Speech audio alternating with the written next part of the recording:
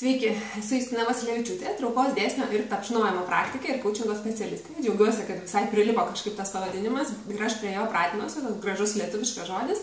Tapšnojimas arba angliškai tappingas arba EFT arba emocinės laisvės technika. Tai yra technika, kurią jums pristatau vis trečiadieniais, pristatysiu naują pavyzdį, kaip su skirtingom temom naudoti tapšnojimą ir kviečiu jūs būtinai išbandyti ir tapšnoti kartu su manim ir pastebėti, kas vyksta ir kas keičiasi.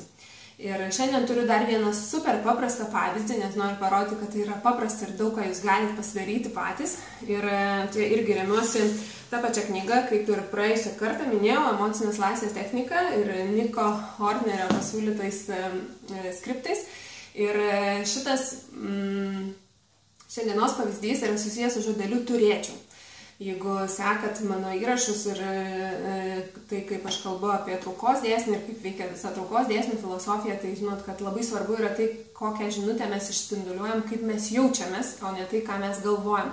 Ir tada, kai mes galvojam apie kažką, kad turėčiau kažką daryti, tai iškart bent manyje tai sukelia tokią įtampą, kad aš tada įsitempiu ir galvoju, turiu dabar susikaupti ir sunkiai padirbti, kad kažką tai padaryčiau. Ir iš esmės tada mes pritraukiam priežastis, dėl ko turim sunkiai padirbti ir nebūtinai mes pritraukiam labai gerus dalykus, nes mes galbūt tiesiog labai stengiamės ir tai yra kitokia visai vibracija, negu kad visi geri dalykai gali ateiti.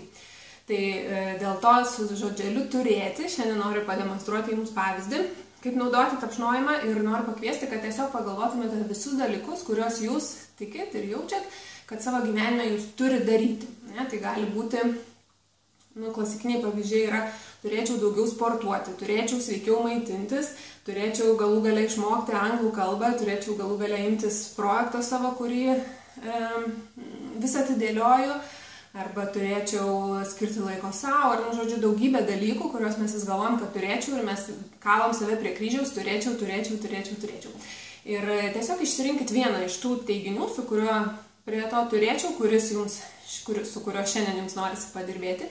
Ir kurį norisi palengvinti, taip ir atpalaiduoti toje vietoje smegenį savo. Ir aš imsiu pavyzdį, turėčiau sveikiau maitintis. Ir pagalvokit, ir kai aš sakysiu turėčiau sveikiau maitintis, tai jūs kartodami iš paskos sakykit savo pavyzdį, kas yra jūsų tas noras, ką jūs norėtumėt pakeisti. Ir kaip visada pradžioje įsivertinkit intensyvumą, kai sakot tą teiginį, kiek jums jis yra teisingas. Vienetas yra visiškai neteisingas ir aš negalvoju, kad aš tai turėčiau daryti, tai tada imkit kitą, kur tikrai galvojat, kad turėtumėt, o 10 tai yra, kad tikrai galvoju, kad privalau daryti, nebegaliu atidėlioti, kiek galima ir esu nepatenkinta savimi ir panašiai. Tai įsivertinkit tą intensyvumą, geriausia užsirašykit kur nors, kad paskui galėtumėt palyginti pokytį, kuris įvyko. Ir pradedam nuo įvadinio sakinio, pakartosim 3 kartus, delno, briauno tapšnojam ir kartokit paskui mane. Nors aš galvoju, kad turėčiau maitinti sveikiau, aš visiškai palaikau save. Nors aš galvoju, kad turėčiau maitinti sveikiau, aš visiškai palaikau save. Ir paskutinį kartą. Nors aš galvoju, kad turėčiau maitinti sveikiau, aš visiškai palaikau save. Ir dabar einam per taškus. Antakio pradžia. Turėčiau maitinti sveikiau. Akies šonas. Turėčiau maitinti sveikiau. Po akim. Turėčiau maitinti sveikiau. Po nosim. Turėčiau maitinti sveikiau. Smakras. Turėčiau maitinti sveikiau. Raktikaulis. Turėčiau maitinti sveikiau. Po ranka. Turėčiau maitinti sveikiau. Ir viršugalis. Turėčiau maitinti sveikiau. Dabar giliai įkvėpkit, iškvėpkit. Ir jeigu jaučiat, kad reikia dar, galbūt kažkas sukilo, kai pradėjom kalbėti apie tai, kai pradėjote įgarsinti tai, ką turėtumėt kažką daryti, tai galite šitoje vietoje sustabdyti mano įrašą ir pratęsti ir dar 1 arba 2 arba 3 ratus tiek, kiek reikia tiesiog kartoti tą teiginį ir tapšnoti taškus.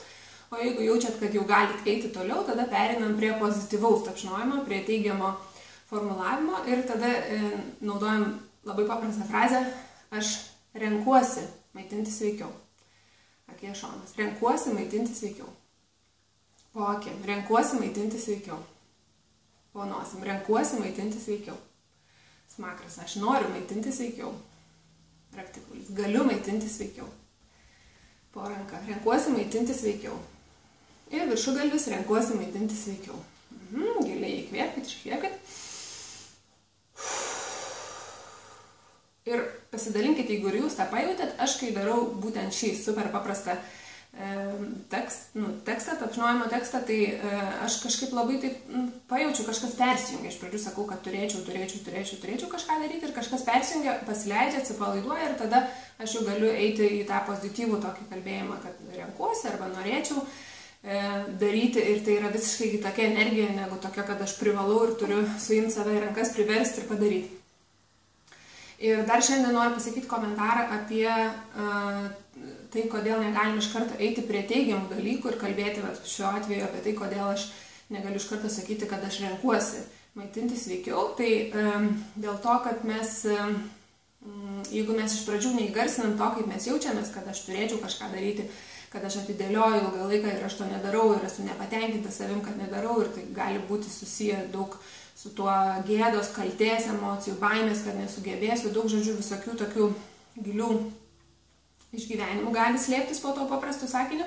Ir jeigu mes neįgarsinam to, kad aš turėčiau ir netapšnojam, tai net nepaleidžiam emocijos prikibusios prie tos frazės, tada tas teigiamas tapšnojimas neturės tokio didelio poveikio, bet kai mes iš pradžių tapšnojam ir paleidžiam įtampą, tada jau mes galim teigiamais sakiniais labiau įtvirtinti tai, ką sakom. Tai toks buvo šiandienos trumpas pavyzdys, pasidalinkit, parašykit komentarą, pasidalinkit savo mintimis, kaip jūsų įspūdžiai, ką pastebėjot, kas pasikeitė. Ir kitą trečiadienį jūsų lauks naujas pavyzdys ir naujas pratimas. Puikios savaitės, prisiminkit tapšnoti. Čia buvo Justina. Iki.